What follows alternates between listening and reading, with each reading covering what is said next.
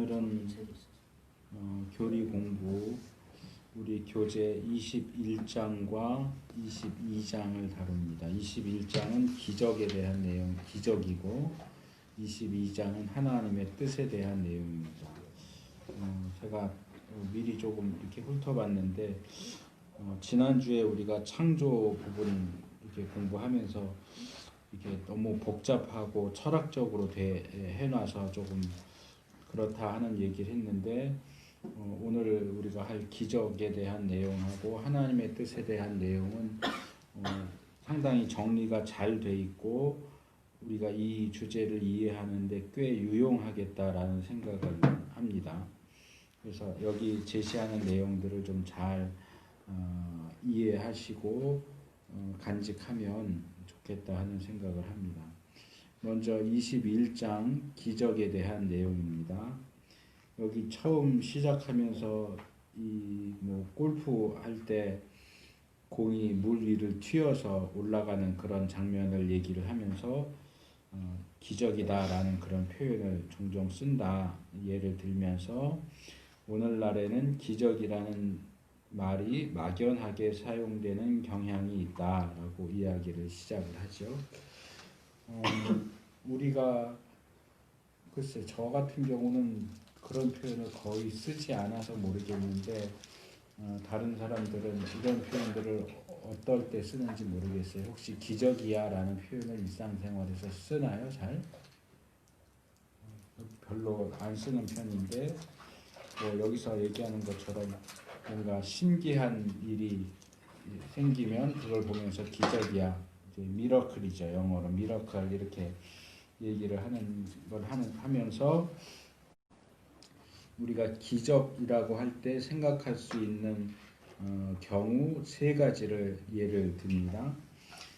첫 번째 경우가 이겁니다. 그 현상 자체는 일상적이지만 몹시 감동적일 때 사용한다 그랬습니다. 그러니까 앞에서 예를 든 것, 공이 물 위를 튀어서 육지로 올라가는 것도 완전히 기적적인 일이라고 말할 수는 없겠죠. 돌 우리가 이렇게 물 위에 던져서 튕기는 거랑 비슷하기 때문에 자연 법칙과 위배된다거나 자연 법칙을 거스려서 일어나는 일은 아니죠. 그래서 일상적인 것일 수 있는데 그것이 감동적이거나 놀라울 때 그 놀라움을 표현하는 방식으로서 기적이야 라고 하는 표현을 쓰고 여기서 이제 예를 들 때 아기의 탄생을 가리켜서 기적이야. 또 TV 같은 데 가끔 나오지만 사람들이 어디 많이 모인다거나 이럴 때도 기적이야 이런 식의 이제 표현을 쓰기도 하고 운동 경기에서 극적으로 이겼을 때도 기적이야 그런 식의 표현을 쓰죠. 그래서 이 경우는 어쩌면 오늘날 가장 많이 쓰이는 기적이야 라는 표현에 있어서 가장 많이 쓰이는 경우일 수는 있겠지만 사실은 이것은 기적에 해당되는 내용은 아니고 다만 표현을 그렇게 하는 것일 뿐이다 이제 지적을 하고 있고요. 두 번째 경우는 첫 번째하고 비슷한데 여기 이렇게 설명을 합니다. 2차적인 수단을 통해 하나님께서 적절한 시간과 장소에서 역사하시는 것을 보는 경우. 이제 어떤 예를 들었느냐? 베들레헴 예수님이 태어나실 때 별이 나타나죠. 별이 동방 박사들을 예수님 탄생한 곳까지 인도하는 그것을 이야기할 때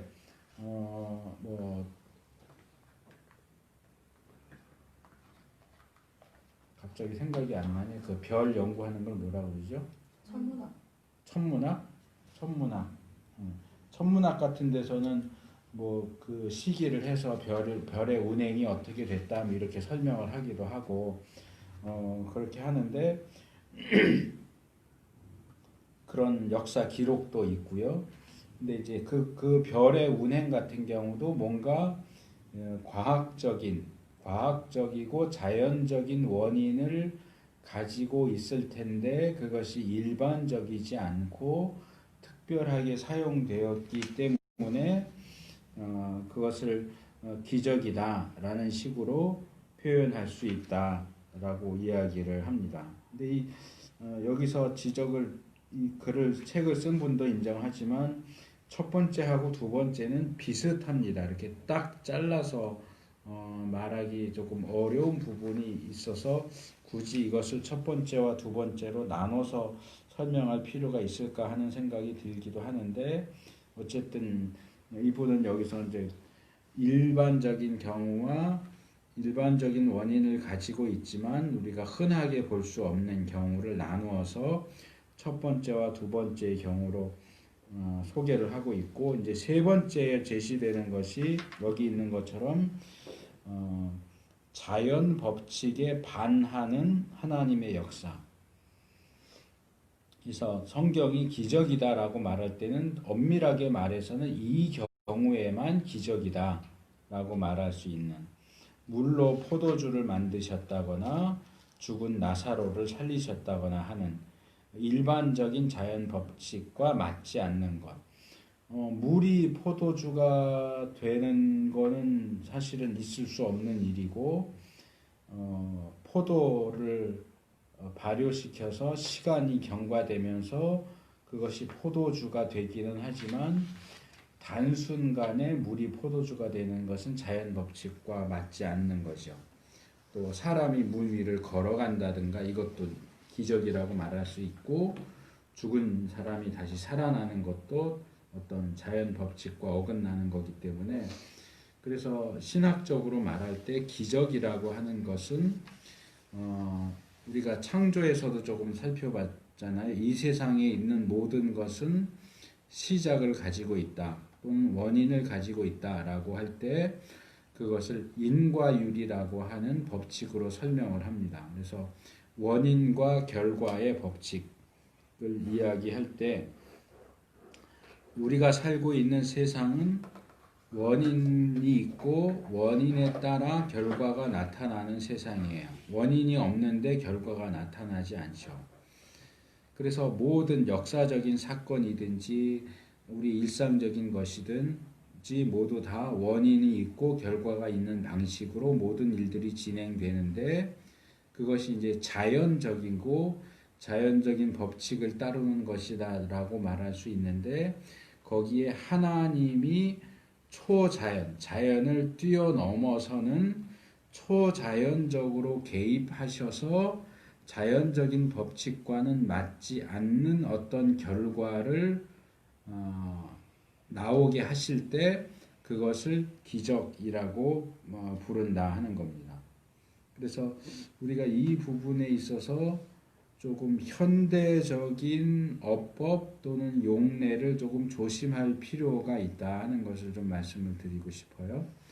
그래서 성경적인 의미에서의 기적과 아까 얘기한 첫 번째나 그런 기적은 같은 것이 아닙니다. 그래서 우리의 일상생활 속에서 뭐 조금 놀랄 만한 일이 있으면 이게 기적이야 라고 하는 표현을 사용하는 것이 너무 일반화되다 보면 성경이 이야기하는 진짜 기적의 의미가 흐려질 가능성이 있기 때문에 그런 부분들을 좀 우리가 조심할 필요가 있다. 그런 비슷한 케이스가 사랑한다라고 하는 표현도 있는 것 같아요. 이 사랑이라고 하는 것이 굉장히 중요하고 또 의미 깊은 그런 표현인데, 이 현대 사회 속에서는 이 사랑한다라고 하는 표현이 굉장히 흐려져서 옅어지는 상태에서 사용되는 것을 볼 수 있습니다. 그래서 원래는 인간이 하나님을 사랑하고 하나님이 인간을 사랑하시고 사람이 사람을 사랑하고 이런 것들이 사실은 일반적인 사랑의 대상이고 용례라고 할 수 있는데, 우리 시대에 와서는 사람이 개도 사랑하고 고양이도 사랑하고 물건도 사랑하고 심지어는 코카콜라도 사랑하고 야구도 사랑하고 모든 것에다가 사랑한다라는 표현을 붙이는 뭐 그런 뭐 것들을 새겨놓은 티셔츠라든가 뭐 이런 것들도 우리 흔하게 보게 되는데, 그렇게 사랑을 너무 이렇게 다운그레이드 시켜서 모든 것에 다 사랑한다라는 표현을 쓰다 보면 이 사랑이 의미하는 바가 흐려질 수 있기 때문에 우리가 아무 것에나 대고 사랑한다라고 하는 표현을 쓰는 것도 역시 조심해야 된다. 우리가 기적이야 라는 표현을 아무렇게나 쓰는 것도 우리가 좀 조심해야 하는 것처럼, 이 사랑한다라는 표현도 좀 그런 점에서 이 원래의 의미와 의도를 죽이지 않는 방향에서 사용하는 것이 필요하겠다 하는 거 말씀을 드리고요. 그 다음에 또 하나 중요한 것은, 이제 첫 번째로 우리가 살펴본 것은 기적이다라고 하는 표현을 사용할 때 거기에 해당되는 세 가지 경우를 살펴봤고, 두 번째로는 성경적인 의미에서 기적과 표적에 대한 내용입니다. 일반적으로 사용되는 용어는 기적을 많이 사용을 하지만, 이 기적은 미라클이죠. 기적을 사용하지만 성경에서는 기적이라는 표현보다 더 선호해서 사용하는 표현이 표적이라는 표현입니다. 그러니까 영어로 하면 sign이죠. sign.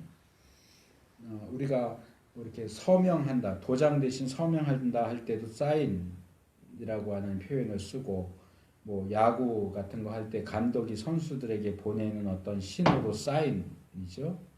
그리고 교통 신호도 사인이고요. 근데 여기서 말하는 이 사인이라고 하는 것은 교통 표지판 정도로 이해를 하는 것이 제일 좋을 것 같아요. 또는 이제 야구에서 감독이 선수들에게 보내는 사인도 뭐 어느 정도 비슷한 의미가 될 것입니다. 우리가 이름 도장 대신 사용하는 사인은 그런 의미는 아니고요. 그래서 이 사인이 의미하는 건 뭐냐, 표적이 의미하는 건 뭐냐 하면 무언가를 지시한다는 겁니다. 교통 표지판을 이제 생각을 하면, 예를 들어서 어디는 좌회전 금지 이렇게 좌회전 그림 그려놓고 X 이렇게 해놓습니다. 그러면은 그 사인이 의미하는 것은 이곳에서는 좌회전이 가능할 것 같이 보이기는 하지만 법으로 좌회전하는 것이 금지되어 있습니다. 그런 뜻이죠. 또는 유턴 금지되어 있는 부분도 있죠. 유턴이 금지되어 있습니다. 뭐 이런 식의 것처럼 표현을 여기에 맞춰서 한다면 성경에 나오는 기적은 다 표적입니다.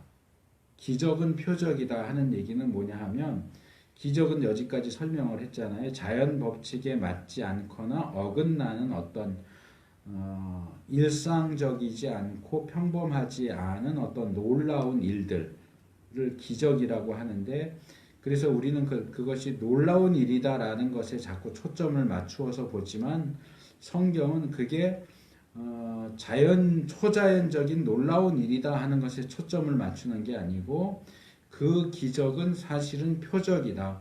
무언가를 가리키는 역할을 한다 하는 점을 더 중요하게 봅니다. 그러니까 기적 자체가 어떻게 이런 일이 있을 수 있지, 놀라운데 굉장한데 이것을 굉장하다라는 걸 보여주는 게 목적이 아니고, 그 기적을 통해서 무언가 다른 것에 우리가 관심을 가지도록 이렇게 지시해 주는 역할을 한다는 거죠. 제가 가끔 얘기했던 것 같은데, 불교에서 쓰는 표현으로 달을 보라고, 이렇게 달이 저기 있으니까 저기 달을 봐 이렇게 손가락질을 하면 보라고 하는 달을 봐야 되는데 왜 손가락을 보냐, 뭐 이런 식의 표현이 있어요.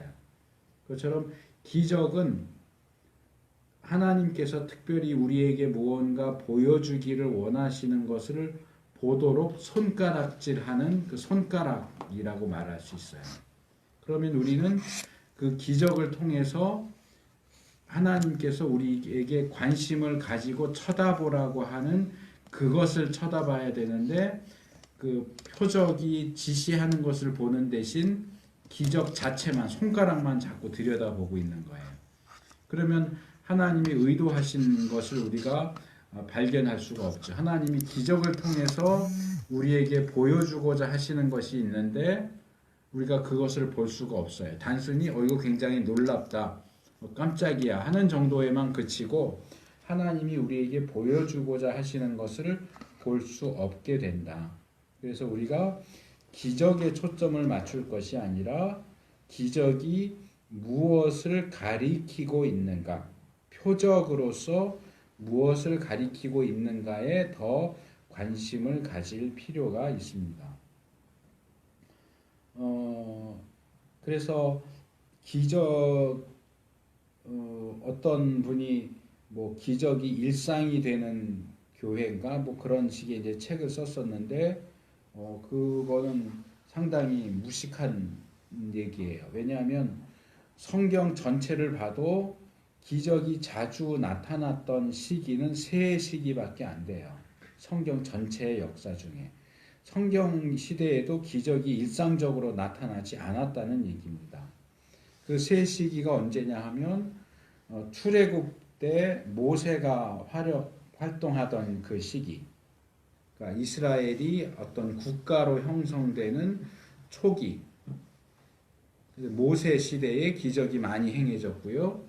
두 번째는 엘리사 시대에 기적이 많이 행해졌습니다. 그때 바알 종교가 들어와서 여호와 신앙을 무너뜨리던 시기에 그 여호와 신앙을 바로 일으켜 세우기 위한 과정 속에서 엘리야와 엘리사를 통해서 많은 기적이 행해졌었고요. 세 번째는 예수님과 사도들이 활동하던 시대입니다. 이 시대도 역시 새로운 그 하나님의 역사가 시작되면서 교회가 시작되는 시기에 이러한 이적이 집중적으로 나타났던 것을 볼 수 있습니다. 그래서 성경에도 물론 중간중간에도 나타나기는 하지만 이적이 굉장히 많이 집중적으로 나타났던 시기는 이 3시기밖에 없어요. 그래서 이적이 일상적이어야 한다라고 하는 주장은 성경적인 주장이 될 수가 없습니다. 그래서 특별히 예수님을 예를 들어보자면 예수님이 하신 것, 우리가 이제 이후로 예수님에 대한 내용도 이제 다루게 되겠지만 이제 기독론이라고 할 수 있는 예수님에 대한 내용을 보면 크게 둘로 나눠지거든요. 하나는 예수님이 어떤 분이신가, 예수님의 인격, 예수님이 인간이면서 동시에 신이다 하는 이런 부분을 다루는 게 예수님이 누구신가에 대한 부분이고, 두 번째로는 예수님의 행적, 예수님이 무엇을 하셨는가에 대한 내용을 다루는데, 예수님이 무엇을 하셨는가를 다룰 때는 예수님 성육신에서부터 부활, 승천, 재림에 이르기까지 그 과정을 낮아지심과 높아지심으로 설명을 하기도 하지만, 예수님이 이 지상에 계실 때 하셨던 일을 놓고 얘기하면 크게 둘로 나눠집니다. 하나는 말씀으로 가르치신 거고 또 하나는 이적을 행하신 거예요. 그러니까 예수님의 공생의 3년 동안 예수님이 이 지상에서 하셨던 일은 말씀을 전하신 것과 이적을 행하신 것, 이렇게 두 가지로 나누어지는데, 예수님이 왜 이적을 행하셨느냐? 아까 말한 것처럼 이적이 표적이다 그럴 때 예수님이 행하신 이적은 무엇을 가리키느냐라고 하는 부분을 볼 필요가 있습니다. 그럴 때 예수님의 행하신 그 이적은 어떤 표적이냐라고 할 때 예수님이 하신 그 말씀과 예수님이 어떤 분이신가 하는 것을 증명하고 입증해 보이는 어떤 증거로서 예수님이 어떤 분이신가를 가리키는 표적으로서의 역할을 감당했다 하는 것을 볼 수 있습니다. 예수님의 말씀이 옳다는 것, 예수님의 존재가 옳다고 하는 것을 기적을 행하시는 걸 통해서 입증해 보인 거죠. 기적을 행하는 것 자체가 목적이 아니었다고 하는 얘기입니다. 그래서 우리가 성경에 나타나는 기적이 가지고 있는 성격, 표적으로서의 성격을 이해하는 것은 굉장히 중요합니다. 그래서 이 기적과 관련된 마지막 부분을 우리가 이제 남겨놨는데, 이 부분은 조금 제가 아쉽게 생각을 하는 게, 이 책을 쓴 저자가 오늘날 성경 시대의 기적 말고 우리가 살고 있는 이 시대의 기적에 대해서 어떻게 바라보아야 하느냐 하는 문제를 다루면서 기독교 안에 세 가지의 다른 견해가 있다라고 소개를 하는데, 그냥 소개만 해주고 있고 자기가 무슨 어느 입장인지 어느 것이 옳다고 생각하는지를 제시하고 있지 않아서 그 부분이 좀 아쉬운 부분이에요. 보통 학자들이 이런 문제들을 다룰 때는 사람들이 뭐라고 이야기하고 있는가를 정리하고 소개하기도 하지만, 학문적인 작업을 할 때는 끝에 그래서 나는 어느 것을 선택한다, 어느 것이 옳다고 생각한다 라고 하는 자기 입장을 제시해 주는 것이 반드시 따라 나와야 하는데, 물론 이 책은 그런 학문적인 작업이라기보다는 요약해 주고 있는 내용이라서 그런지 모르겠지만, 이 R.C. 스프로울이 자기의 입장이 어느 쪽인지는 제시하고 있지를 않아요. 그래서 좀 그 부분이 아쉽기는 하지만, 일반적으로 우리가 볼 수 있는 오늘날의 기적의 존재에 대한 세 가지 견해는 이렇게 정리할 수 있습니다. 첫째, 기적이 일어날 수 있다는 것을 부인하는 회의적인 견해다.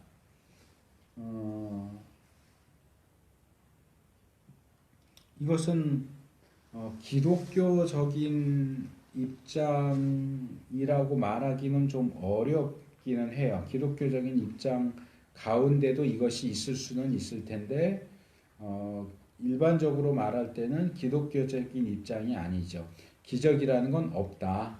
아예 뭐 성경에 있는 기적이든 오늘날의 기적이든 기적이라고 하는 건 있을 수 없어. 모든 자연 세계가 자연 법칙에 따라, 인과율의 법칙에 따라 행해지는데, 인과율의 법칙을 벗어나는 어떤 일도 일어날 수 없어. 어떻게 죽은 사람이 살아나, 어떻게 처녀가 아이를 낳아, 이제 이런 입장이죠. 기독교 안에도 이런 합리적인 태도를 취하면서 기적을 부인하는 입장이 있기는 있어요. 그래서 아주 기독교적이지 않다라고 말할 수는 없지만 정통적인 기독교의 입장은 아닌 거죠.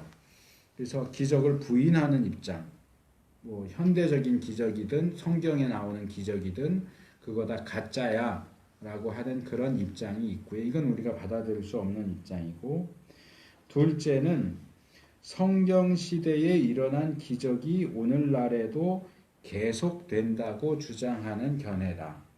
이게 오순절이나 은사주의 쪽의 입장입니다. 성경에 있는 기적, 하나님이 성경 시대나 우리가 살고 있는 이 시대나 동일하신 분인데, 성경 시대에 그런 기적을 행하셨다면 왜 이 시대에는 그게 안 돼? 성경 시대에 죽은 사람을 살려내신 하나님은 우리가 살고 있는 이 시대에도 죽은 사람 살려낼 수 있어 라고 주장하는 입장이죠. 그래서 은사를 중요하게 여기고 주장하는 은사주의나 오순절 교파에서 취하고 있는 입장이 이 입장입니다. 오늘날에도 얼마든지 기적이 일어날 수 있다라고 하는 입장이고요. 세 번째로는 참된 기적은 성경 시대에는 일어났지만 하나님이 계시를 완성시키셨기 때문에 더 이상 우리 시대에는 기적이 일어나지 않는다. 은사 중지론 또는 기적 중지론이라고 말할 수 있는 견해죠. 이게 우리 특별히 장로교와 소위 말하는 개혁주의라고 말하는 그 입장이 취하고 있는 것이 은사 중지론입니다. 그러니까 성경에 나와 있는 기적과 은사는 사실로 받아들이지만 그것이 오늘날에도 계속 행해지고 나타난다고 하는 부분에 대해서는 인정하지 않는 거죠. 그래서 예를 들면 방언 같은 경우도 성경 시대에는 행해졌지만 오늘날 행해지는 방언은 다 가짜다. 이렇게 입장을 취하는 것이 이 장로교와 개혁주의의 기본적인 입장입니다. 그래서 이런 입장이 있습니다라고 말하고 끝내면 이거는 좀 뭐라 그럴까 좀 허무한 느낌이 들죠. 그래서 결국 뭐가 맞다는 거야라고 하는 그런 생각을 하게 되는데 그 부분에서 제가 아까 말씀드린 것처럼 아쉬움이 있다는 거죠. 이런 견해가 있는데 이러이러한 이유로 나는 이것이 옳다고 생각한다. 이렇게 제시를 해줬으면 조금 덜 아쉬웠을 텐데 그냥 이런 견해가 세 개가 있다라고만 하고 거기서 끝내버렸기 때문에 좀 아쉬움이 있어요. 근데 뭐 이 부분은 제가 평소에도 많이 얘기했던 부분이기 때문에 그래도 좀 정리해서 말씀을 드리면 이걸 조금 다른 측면에서 이렇게 말할 수 있을 것 같아요. 저도 역시 하나님께서 성경 시대의 하나님이 우리 시대에도 동일한 하나님으로 존재하신다고 하는 사실을 인정을 합니다. 오순절이나 은사주의에서 주장하는 거기서만 주장하는 건 아니지만 거기서 초점을 맞춰서 얘기하는 그런 부분인데요. 그 부분에 대해서는 저도 역시 동의를 합니다. 그래서 이런 기적 내지는 은사와 관련해서 제가 기본적으로 가지고 있는 입장은 하나님이 지금도 성경 시대와 같은 그런 기적 또는 이적을 행하실 수 있다라고 생각을 합니다. 하실 수 있다. 하나님의 능력이 줄어든 것도 아니고 하나님이 변하신 것도 아니고 그렇기 때문에 얼마든지 하나님이 원하신다면 성경 시대에 일어났던 것과 똑같은 기적을 오늘날에도 행하실 수 있다라고 하는 부분에서는 저는 이 두 번째 입장에 동의를 합니다. 세 번째 입장, 아까 말씀드린 장로교 또는 개혁주의 입장은 행하실 수 없다고 얘기하지는 않지만 행하시지 않는다라고 하는 입장이죠. 행하시지 않는다. 두 번째 입장은 행하신다. 행하실 수 있고 행하신다. 그래서 이 부분을 하실 수 있다라고 하는 것과 하신다라고 나눠서 보는 게 필요해요. 그러니까 첫 번째 입장은 없다. 하실 수 없다. 하시지 않는다. 하는 입장이고 두 번째와 세 번째 입장은 둘 다 하실 수 있다는 동의를 해요. 하실 수 있다. 근데 하신다 부분에 있어서는 두 번째 입장은 지금도 하신다 라고 보는 거고 세 번째 입장은 지금은 하지 않으신다 라고 보는 입장이죠. 그래서 저는 그 중간 정도 되는 입장인데 하실 수 있다는 인정하는데 지금도 하신다는 잘 알 수 없다라고 하는 입장이에요. 잘 알 수 없다. 지금도 얼마든지 성경 시대와 다름이 없이 우리의 일상적인 삶 속에서 하나님이 계속 기적을 행하신다라고 말하면 저는 거기에는 동의하긴 좀 어렵다고 생각을 합니다. 그런데 기적이 전혀 없느냐? 기적이 전혀 행해지지 않느냐? 더 이상 성경 계시가 완성된 이후로는 은사나 기적이 행해지지 않느냐라고 하면 거기에도 저는 역시 동의하지는 않습니다. 우리가 정확하게 확인할 수는 없지만 그런 기적이나 은사들이 오늘날에도 행해질 수 있다. 행해질 수 있다. 또 오늘날 나타나는 것들 중에는 하나님이 행하시는 것들도 있을 수 있다라고 봅니다. 오늘날 행해지는 것은 100% 하나님이 하시는 것이다 라고 생각하지는 않아요. 그래서 조금 다른 주제로 넘어가지만 비슷한 주제에서 많이 이슈가 되는 거기 때문에 방언을 예를 들자면 오늘날 교회 안에서 행해지는 방언이 다 100% 하나님이 주시는 성경에 나오는 그 방언과 동일한 것이냐라고 할 때 제 입장은 잘 모르겠다라는 거예요. 아니다도 아니고 그렇다도 아니고 잘 모르겠다. 왜냐하면 성경시대의 방언이 어떤 식으로 행해졌는지 본 사람이 아무도 없잖아요. 지금 하는 방언이 그때 했던 방언하고 똑같은 방언인지 검증해 줄 수 있는 사람이 아무도 없어요. 그렇기 때문에 그런 상황에서 지금 하는 방언이 성경시대 하던 그 방언이야 라고 말하는 것도 섣부른 것이고 또 그게 아니야 라고 말하는 것도 섣부른 거죠. 근데 이런 방언 현상은 기독교에만 있는 게 아니에요. 다른 종교에도 방언 현상이 있단 말이에요. 불교에도 방언이 있어요. 불교에서는 방언을 변어라고 쓴다고 그랬던 것 같아요. 제 기억에는. 불교 안에도 방언처럼 말하는 게 있어요. 다른 종교 안에도 방언처럼 말하는 게 있어요. 그럼 불교 안에서 하는 방언도 하나님이 주시는 방언일까요? 그건 분명히 아니거든요. 그렇기 때문에 우리가 섣부르게 오늘날에 행해지는 방언이 성경시대의 방언이다 라고 말하거나 또는 성경시대의 방언이 아니다. 그건 다 사탄이 주는 방언이다 라고 말하는 그 찬성과 반대 입장 둘 다 좀 섣부른 감이 있다라고 저는 생각이 됩니다. 근데 이건 뭐 객관적인 어떤 증거가 있는 건 아니지만 제가 쭉 그 부분을 살펴보면서 나름대로 내린 결론은 오늘날 행해지는 방언들 가운데 다수는 진짜가 아닐 가능성이 높다라고 봅니다. 진짜가 아예 없는 건 아니지만 다수는 가짜가 많겠다라는 생각을 하고요. 또 하나는 치유에 대한 부분입니다.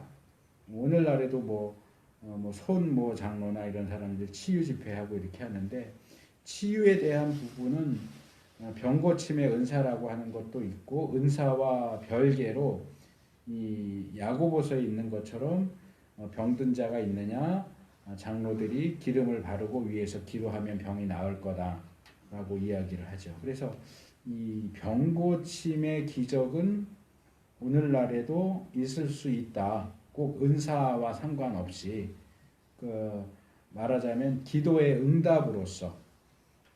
응답으로서의 병 고치는 역사는 일어날 수 있다라고 봅니다. 근데 그것도 역시 기도에 대한 응답으로 하나님이 고쳐주시는 것이지 어떤 사람이 개인의 능력으로 내가 병을 고쳤다라고 말할 수 있는 부분은 아니라고 봅니다. 그래서 이 은사에 대한 부분은 우리가 그냥 섣불리 100% 오케이 이렇게 가는 것도 조금 문제가 있고 또는 100% 노라고 하는 것도 좀 문제가 있고 좀 조심스럽게 대해야 할 문제라고 생각이 됩니다. 이 정도로 이제 정리를 하고요. 요약을 보시면 성경은 표적, 능력, 기사에 대해 말한다. 성경은 기적의 서로 다른 형태들을 이야기한다. 기적은 모두 초자연적인 일이다. 그러나 초자연적인 일이 모두 기적인 것은 아니다. 조금 여기서 다룬 내용들을 다른 곳에서는 요약을 잘 했는데 여긴 조금 이렇게 핀트가 안 맞는 듯한 요약이 되어 있기는 한데 우리가 살펴본 내용은 세 가지였어요. 하나는 기적이다라고 할 때 이런 세 가지 경우가 있다.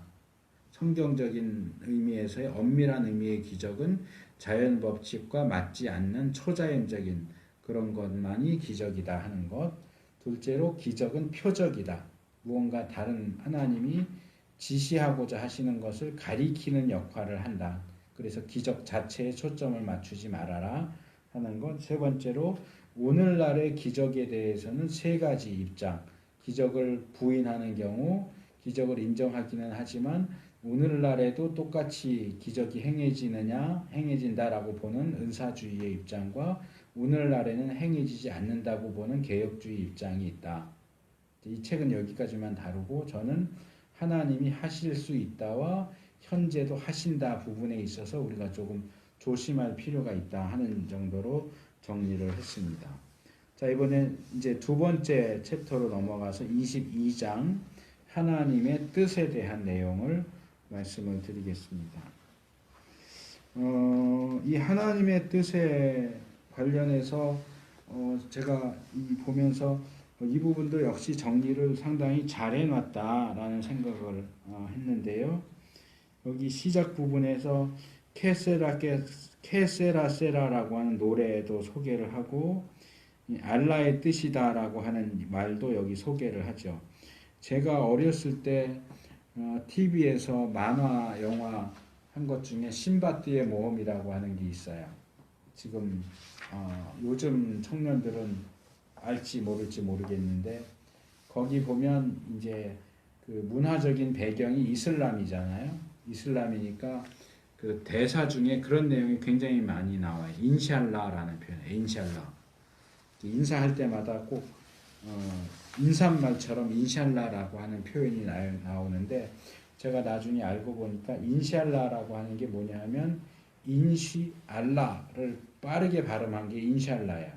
그러니까 인시 알라는 뭐냐면 그게 알라의 뜻이다 그 말이에요.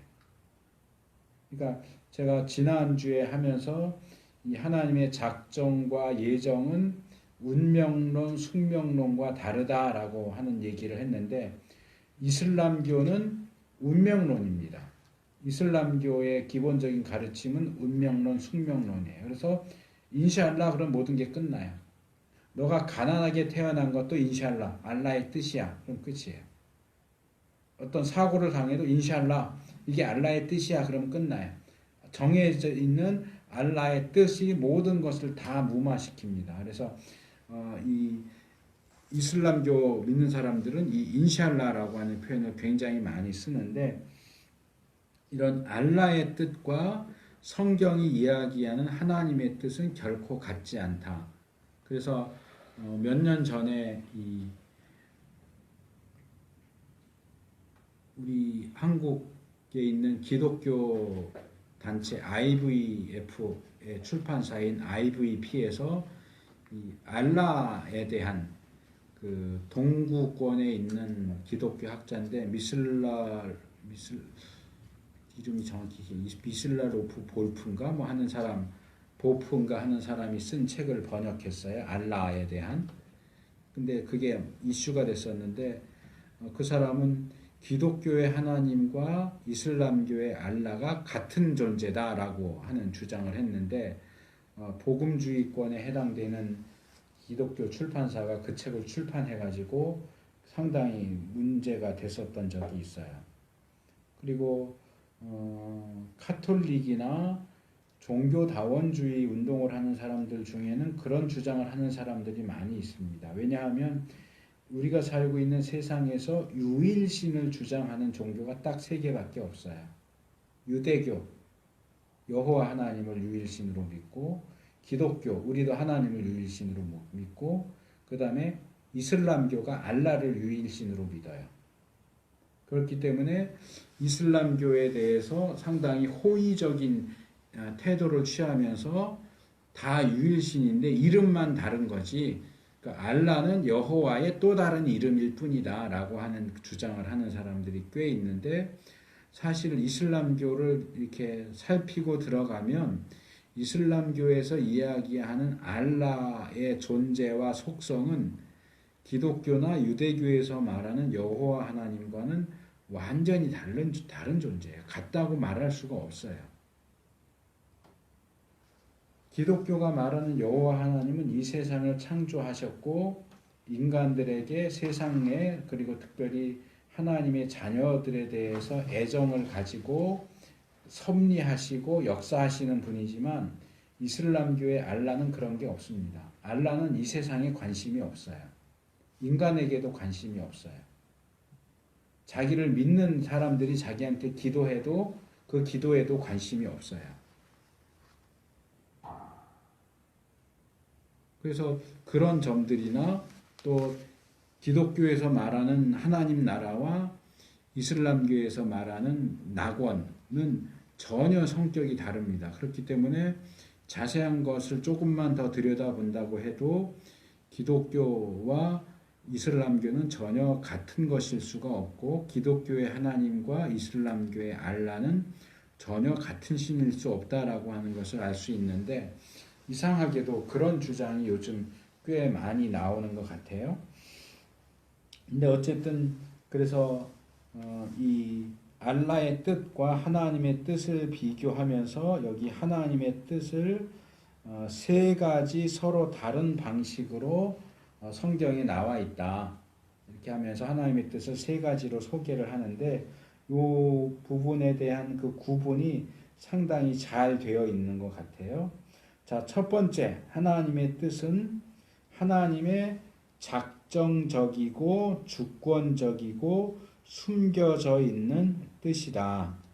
여기 이제 좀 표현을 이렇게 복잡하게 해놨는데, 그러니까 이것은 하나님의 의도를 얘기하는 겁니다. 하나님의 의도와 계획. 하나님이 어떤 일을 하실 때 계획을 가지고 일하신다. 그러니까 작정적인 뜻이 제일 좋을 것 같아요. 제가 볼 때는. 첫 번째는 작정적인 뜻. 하나님이 어떤 일들을 행하실 때 계획과 목적을 가지고 그 일을 진행해 나가실 때 그 일을 해 가면서 하나님이 마음속에 품고 계시는 계획 또는 뜻을 하나님의 작정적인 뜻이라고 말할 수 있을 것 같습니다. 그래서 이 세상을 다스리는 것 또는 인간의 구원과 관련해서도 하나님이 계획을 가지고 일하신다. 그럴 때 우리가 그것도 하나님의 뜻이라고 말할 수 있고 다른 종류의 뜻과 구분하기 위해서 작정적인 뜻 이렇게 부르면 좋을 것 같아요. 그래서 성경이 이게 하나님의 뜻이야 라고 말할 때 그 중에 하나가 바로 작정적인 뜻을 가리킨다. 하나님이 계획을 가지고 일하신다 하는 의미에서의 하나님의 뜻이 있고 두 번째는 교훈적인 뜻이라고 되어 있습니다. 이 교훈적인 뜻이라고 하는 것은 일반 원칙처럼 제시되고 있는 하나님의 뜻입니다. 여기 예를 드는 것을 보면 도둑질하지 않는 것, 원수를 사랑하는 것, 회개해야 한다는 것, 거룩해야 한다는 것 등.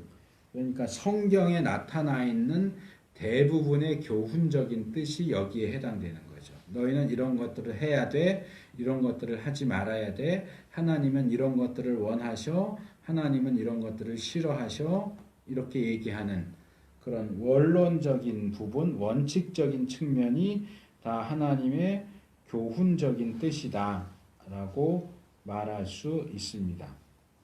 그 다음에 세 번째가 성향적인 뜻입니다. 하나님의 성향적인 뜻. 이것은 하나님의 마음을 나타낸다. 하나님이 무엇을 기뻐하시는가를 나타낸다. 이렇게 설명을 하고 있는데요. 이동원 목사님이 예전에 쓰신 이렇게 분별하라 라고 하는 책에 보면 이것을 두 개의 헬라어 단어로 설명을 하고 있어요. 그러니까 신약 성경에 뜻이라고 할 때에 두 개의 단어가 사용됩니다. 하나는 텔레마라고 하는 것이고 또 하나는 불레라고 하는 단어가 있습니다. 그래서 이 텔레마라고 하는 하나님의 뜻은 결정되어 있는 것. 그러니까 지금 우리가 살펴본 두 번째 항목, 교훈적인 뜻과 일치하는 항목입니다. 너희가 거룩해지는 것이 하나님의 뜻이다. 너희가 도적질하지 않고 살인하지 않는 것이 하나님의 뜻이다. 이건 정해져 있어요. 예외가 없어요. 그래도 상황에 따라서는 거짓말도 할 수 있지 않을까요? 상황에 따라서는 도둑질도 할 수 있지 않을까요? 그런 거 없어요. 그건 절대적인 하나님의 뜻이에요. 그런 절대적인 하나님의 뜻을 가리킬 때는 텔레마라고 하는 단어를 사용한다. 그리고 하나님의 소원적인 뜻. 그러니까 하나님이 원하신다, 기뻐하신다, 이렇게 되었으면 하고 바라신다 라고 하는 뜻을 가리킬 때는 불레라고 하는 단어를 쓴다고 하는 겁니다. 그러니까 이 불레의 대표적인 경우가 뭐냐면 하나님은 모든 사람이 예수님을 믿어서 구원받기를 원하신다 하는 겁니다. 거기도 하나님이 원하신다. 하나님의 뜻이다. 모든 사람이 구원받는 것이 하나님의 뜻이다. 그랬어요. 근데 현실적으로 보면 모든 사람이 구원을 받느냐? 그렇지 않아요. 천국 가는 사람도 있지만 지옥 가는 사람도 있어요. 구원받는 사람도 있지만 구원받지 못하는 사람도 있어요. 그러면 모든 사람이 구원받는 게 하나님의 뜻인데 어째서 구원받지 못하는 사람이 나오느냐? 그럴 때 이 설명이 나오는 거예요. 이 경우에는 하나님의 뜻이 결정되어진 뜻이 아니고 소원적인 뜻이다. 하나님이 그것을 기뻐하시고 원하시고 바라신다는 뜻이고, 하나님이 그것을 기뻐하신다고 해서 그것이 반드시 100% 이루어지는 것은 아니다. 하나님이 다만 그것을 원하신다. 이렇게 되면 좋겠구나 하는 거지만 현실적으로는 그렇게 되지 않는 경우도 있다. 하나님이 전능하지 않아서 그렇게 되는 것이 아니고 이것은 그냥 하나님의 성향이 그렇다는 거예요. 모든 사람이 죄 안 짓고 살면 좋겠구나.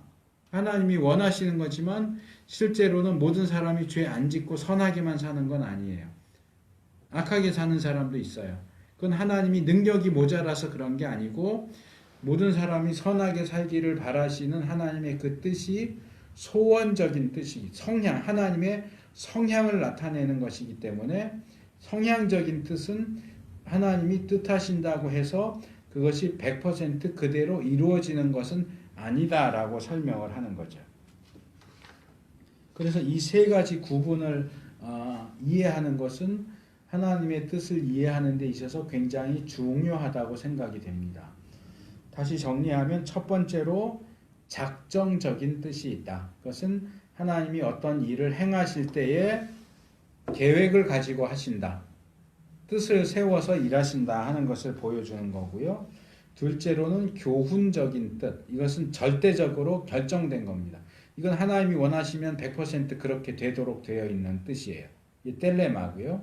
세 번째로는 소원적인 뜻. 하나님의 성향을 나타내주는 그런 종류의 뜻. 부울레입니다. 이것은 하나님이 그런 것을 원하시기는 하지만 하나님이 원하신다고 해서 100% 그렇게 되는 것은 아니다. 그래서 이렇게 세 가지로 나누어서 이해를 하시면 되고요. 여기서 두 가지가 더 이제 추가적으로 얘기되고 있는데, 하나는 허용에 대한 겁니다. 그러니까 조금 전에 이야기한 내용과 관련되는 건데요. 어째서 하나님이 원하시는 것이 이루어지지 않느냐, 또는 하나님이 원하지 않으시는데도 불구하고 어떤 일들이 일어나는 것은 도대체 왜 그러냐. 자, 하나님은 선하신 분이고 의로우신 분이기 때문에 인간이 범죄하는 것을 원하지 않으시겠죠. 그런데 실제에 있어서는 인간이 범죄한단 말이에요. 그러면 인간이 실제 생활 속에서 범죄하는 그 일은 도대체 어째서 일어나느냐? 하나님이 뜻하시지만 하나님의 뜻을 실제로 이루어지도록 하기에 능력이 부족해서 그러는 것이냐? 라고 할 때 거기에 대한 답변이 하나는 이 성향적이고 소원적인 뜻, 불례라고 하는 것이 하나의 답변이고, 두 번째로 주어지는 답변이 바로 허용입니다. 하나님이 원하시지는 않지만 그것을 허락하시는 거예요. 그 허용의 대표적인 경우가 이혼입니다.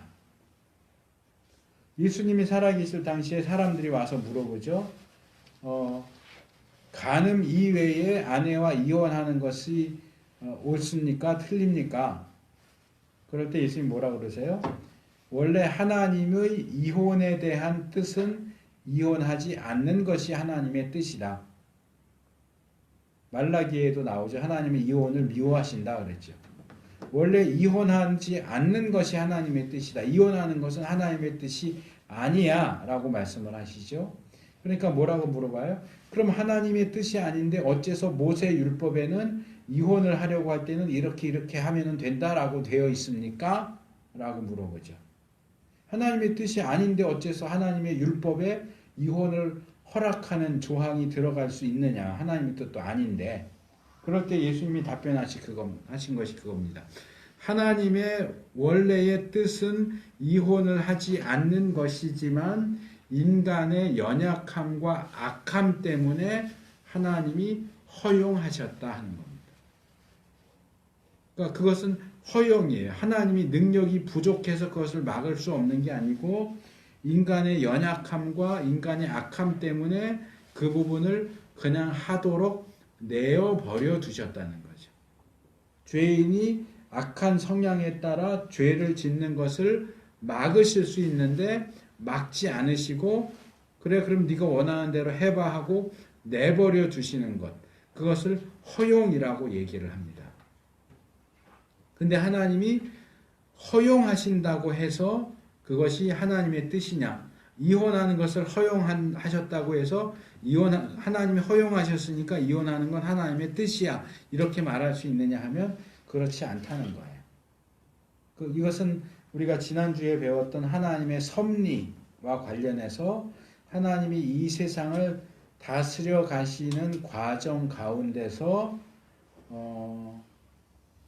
일본 말인데 어쩔 수 없이 써야 되겠네. 유두리라고 그러죠. 하면서 상황에 따라 이렇게 저렇게 조금 맞추는 과정 속에서 나오는 것이 허용이라고 하는 겁니다. 하나님이 절대적인 원칙주의자여서 원칙대로만 하면 사실은 우리는 구원받을 수 없어요. 죄 지은 사람 다 지옥 가야죠. 그 부분에 있어서도 하나님이 유두리를 발휘하셨기 때문에 우리가 구원받는 것이 가능해지는 거거든요. 마찬가지로 이 죄의 문제에 있어서 어떤 것들에 대해서는 하나님이 유두리를 발휘하셔서 원래는 안 되는 건데 너가 하도 그렇게 원하니까 그럼 한번 해봐. 예를 들어서 발락이 사람을 보내서 너 와서 이스라엘을 좀 저주해. 그럴 때 하나님 갈까요 말까요? 가지 마. 안 가는 게 하나님의 뜻이에요.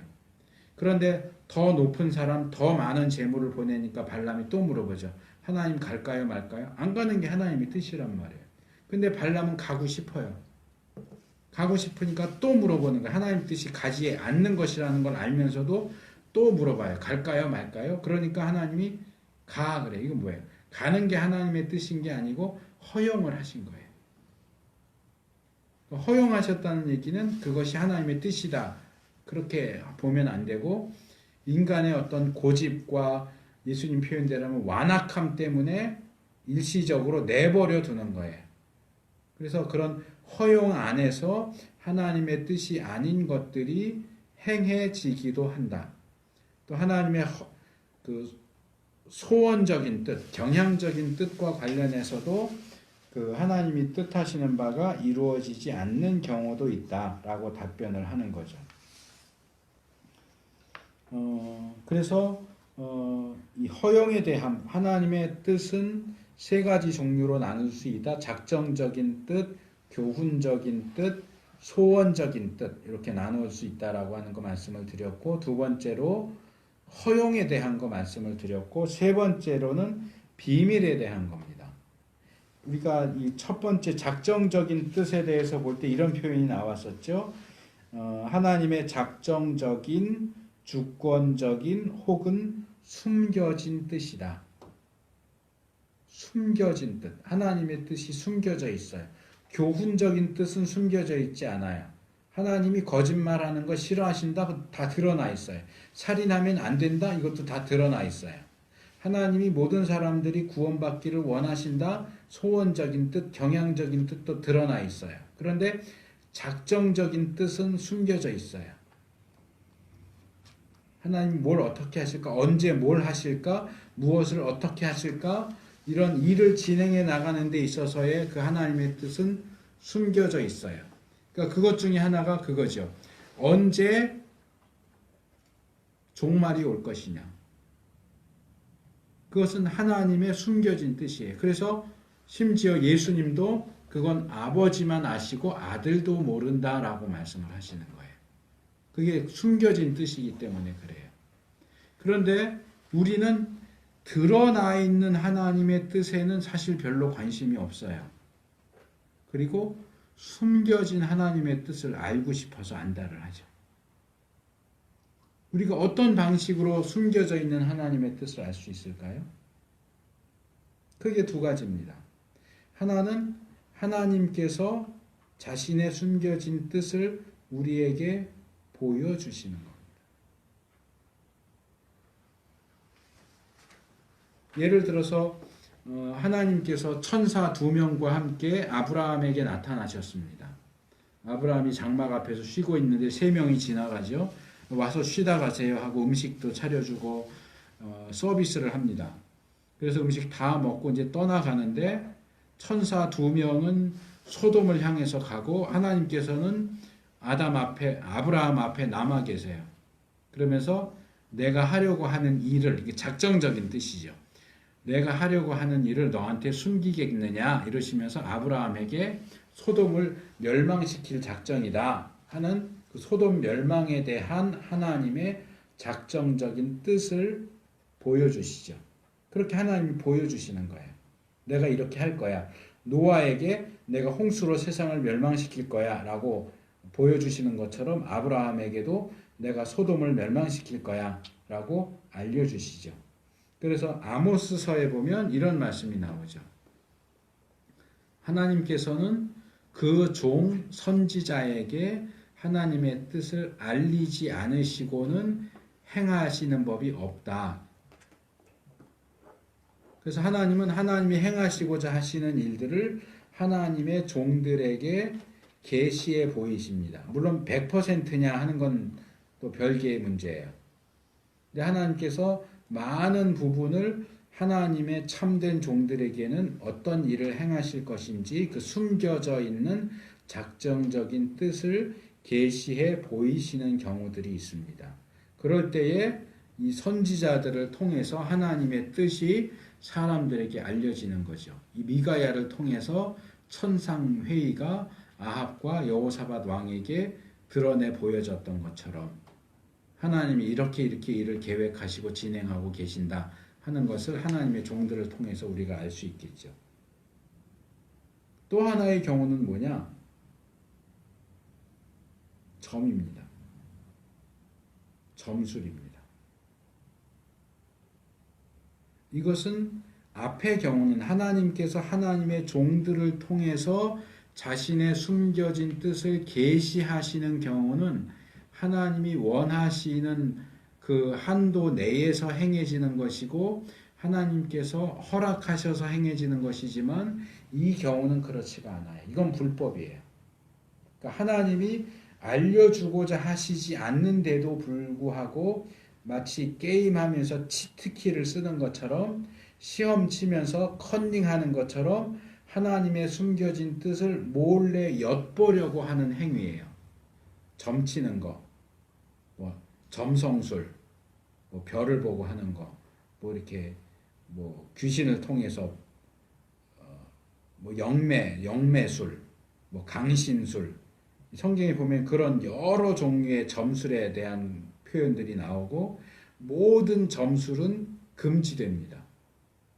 왜냐하면 그 점술이 하나님의 숨겨진 뜻을 불법적으로 훔쳐보려고 하는 행위이기 때문에 그래요.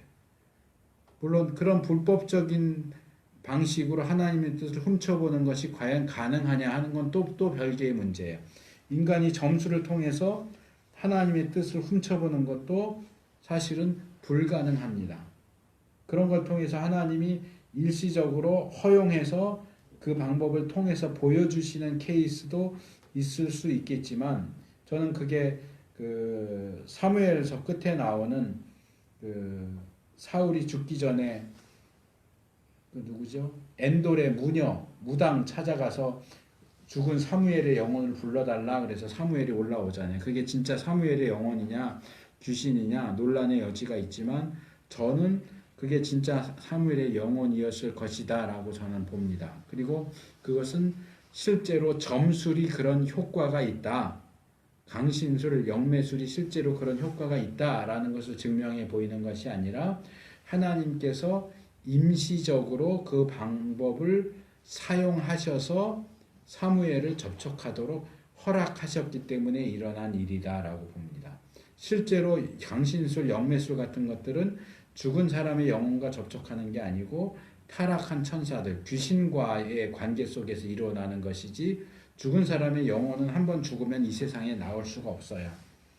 그렇기 때문에 점술이라고 하는 것은 실제로는 효과가 없다. 그러나 악한 영들과 연관해서 가끔씩 효과를 나타내 보이는 경우도 있다. 과거를 맞추는 거라든지 이런 일들을 우리가 놀라워하고 대단해하지만 그것은 악한 영과 관련될 때 얼마든지 설명이 가능한 일입니다. 그래서 하나님의 백성에게는 점술이 금지된다. 그런 사람은 다 돌에 쳐서 죽이도록 되어 있어요. 점술을 행하는 사람, 점치는 사람을 찾아가는 사람 다 돌로 쳐서 죽이도록 되어 있습니다. 왜냐하면 그 점술은 결국 하나님을 거역하고 반역하는 행위라고 이해되기 때문에 그렇습니다. 근데 오늘날 교회 안에서 그런 일들이 종종 행해져요. 뭐 장로님, 권사님들도 자기 자식들 결혼시키면서 궁합 보자 그러고 결혼 날짜 길한 날짜 잡자고 그래서 날짜 잡고요. 사주 그런 거 보고요. 뭐 점치러 다니는 사람도 있고요. 교회 다니면서 점치는 일을 하는 사람도 있고요. 구약식으로 말하면 그거 다 돌로 쳐서 죽여야 돼요. 그래서 우리가 숨겨져 있는 하나님의 뜻을 엿보려고 시도하고 탐하는 것은 금지되어 있다. 그건 절대로 하면 안 된다. 그래서 아까도 제가 표현했지만 우리가 관심을 가져야 할 것은 숨겨져 있는 하나님의 뜻이 아니라 나타나 있는 하나님의 뜻이다. 하나님이 뭘 원하시는지 나와 있잖아요. 성경에. 거짓말하지 마라, 살인하지 마라, 간음하지 마라, 사랑해라, 용서해라. 그렇게 다 드러나 있는 하나님의 뜻에 대해서는 무관심하면서 하나님 숨겨준 뜻 알려주세요. 숨겨준 뜻 알려주시면 할게요. 그건 뻥이에요. 그래서 숨겨져 있는 뜻을 캐내려고 노력할 그 시간에 드러나 있는 하나님의 뜻을 바르게 깨닫고 순종하는 일에 더 힘쓰는 것이 필요하다 하는 것 말씀을 드리고 요약으로 넘어갑니다. 하나님의 뜻은 세 가지가 있다. 주권적이고 작정적인 뜻이다. 이것은 실제로 일어날 때까지 우리에게 숨겨진다. 하지만 하나님의 종을 통해서 그것이 계시되는 경우들이 있다 말씀드렸죠. 둘째, 교훈적인 뜻이다. 이것은 드러나 있는 거고 성경을 통해 계시되어 있는 율법과 계명들이고 셋째로 하나님의 성향적인 뜻, 소원적인 뜻이라고 했죠. 하나님의 마음과 성향을 나타낸다. 하나님이 뭘 기뻐하시는가. 그러나 하나님이 기뻐하시고 원하신다고 해서 항상 100% 되는 것은 아니다. 여기에 이제 또 덧붙여서 제가 허용이라고 하는 부분을 말씀을 드렸습니다. 두 번째, 인간의 죄에 대한 하나님의 주권적인 허용은 하나님의 도덕적 승인이 아니다. 그러니까 이혼을 허용했다고 해서 이혼이 옳은 것이다. 그거 아니란 말이에요. 어떤 가룟 유다가 예수님을 팔아넘기는 그런 죄를 짓도록 하나님이 허용하셨다. 그러니까 가룟 유다가 예수님을 팔아넘긴 건 잘한 짓이다. 아니요, 그렇지 않단 말이에요. 요셉의 형들이 요셉 팔아넘긴 거 그거 결국 하나님의 뜻을 이루게 했으니까 잘한 짓이다. 아니에요. 허용하셨다고 해서 그것을 옳다라고 주장하면 안 된다고 하는 겁니다. 그리고 제가 덧붙여서 말씀을 드렸던 것은 점술 같은 방법을 통해서 하나님의 숨겨진 뜻을 캐내기 위해서 노력하는 것은 금지되어 있다. 하나님의 자녀는 하나님의 말씀, 계시된 하나님의 말씀, 또 하나님께서 하나님의 종들을 통해서 주시는 말씀을 통해서 하나님의 뜻을 분별해야지 하나님이 허락하지 않으신 불법적인 방법들을 사용해서 하나님의 뜻을 알아내고 캐내려고 하는 일을 해서는 안 된다. 그것은 거의 반역 행위와 같은 아주 잘못된 행위다. 하는 것 기억을 하시면 되겠습니다.